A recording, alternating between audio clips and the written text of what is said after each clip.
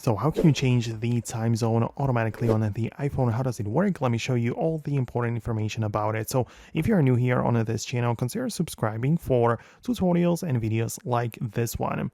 Basically, you can find these settings by going to the settings app and then to the general section where the date and the time are present right here. So you can find it, and by default, or in most cases, myself included, I also have the set automatically enabled, and that's actually very good because this means that the time, like the date, time, and of course the time zone is set automatically by the connections, by the cellular and Wi-Fi connection, by the internet, and all of these services on my phone determine where I am, and that is how I can change the time zone automatically.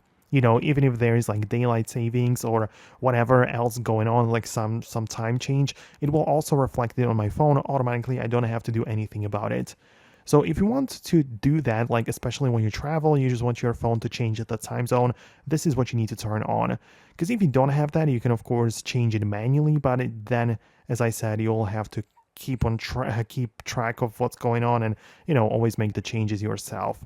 So that is one way to do that. For the calendar, however, I mean, something very kind of like specific. You can go to the calendar and there is also the time zone override. So in there, I keep it turned off, meaning that the calendar also adapts the time zone of the iPhone. But if you enable the override, it just means that you can separately change it for the calendar, right? So a little bit, not as deeply connected to the time zone, but I just had to mention it as well. So let me know what you think below. Let me know if you managed to set it up, hit a thumbs up and subscribe for more, and I'll talk to you soon. So see you later.